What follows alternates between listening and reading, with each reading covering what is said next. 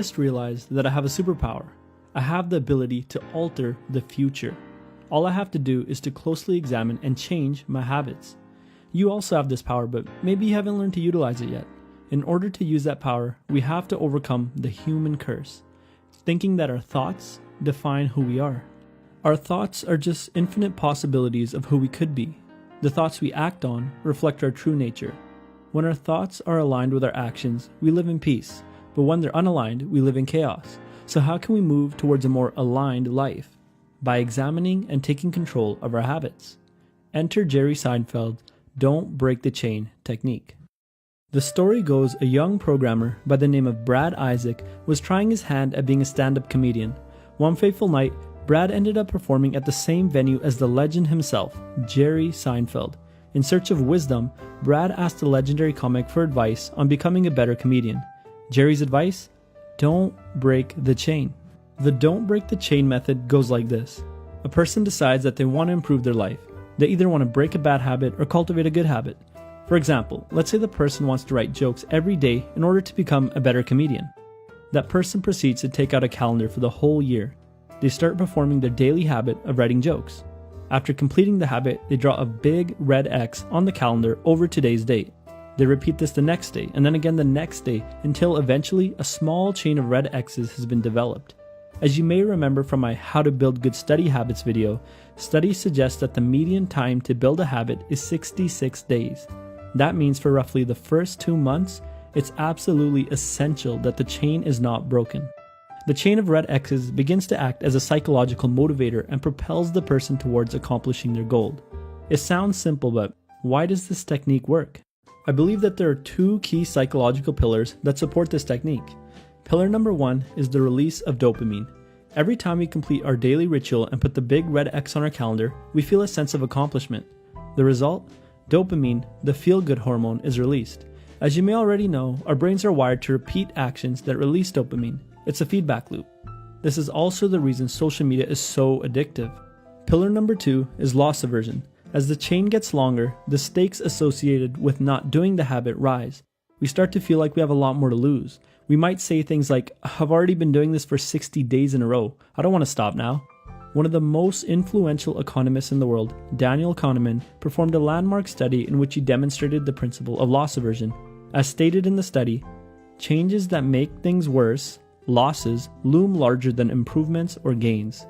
Simply put, our desire to avoid losing $5 is greater than our desire to gain $5. It's human nature to avoid loss. You may be wondering, why is that?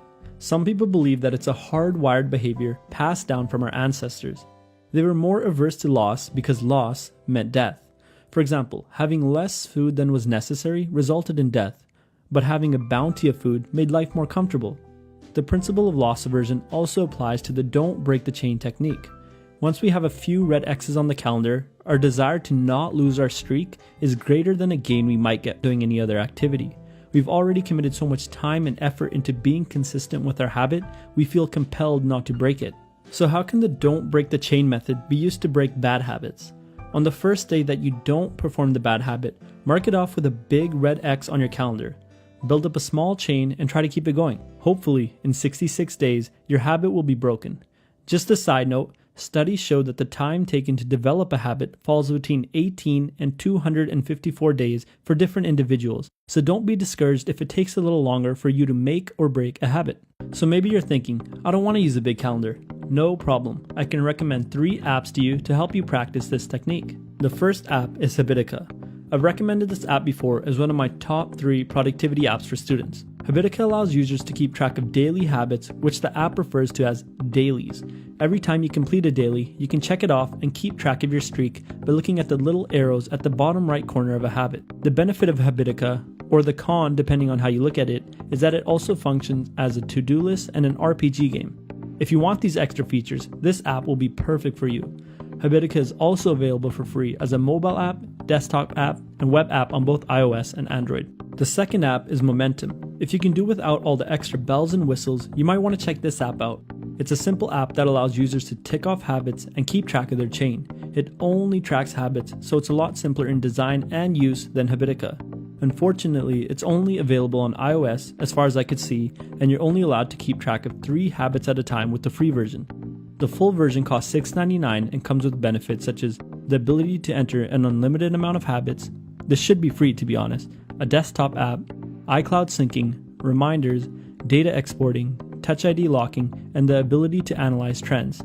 Personally, I didn't need all the extra benefits, and so I couldn't justify the cost. The third app is Chains. I used to use Habitica, but this is the app I've been experimenting with lately. It costs $2.79 and it's very simple in terms of design and utility. It allows users to color code habits and assign habits to specific days of the week. For example, I can tell it that I only exercise on Mondays, Wednesdays, and Fridays, and so will only build my chain on those days. After I insert a habit, I simply open the app on the day I perform the habit and swipe right to mark it as complete. I'm sure all 3 apps will get the job done just fine. At the end of the day, it's all just personal preference. Don't forget, a big traditional calendar also works. Now that you know Seinfeld's secret, good luck and make sure that you don't break the chain.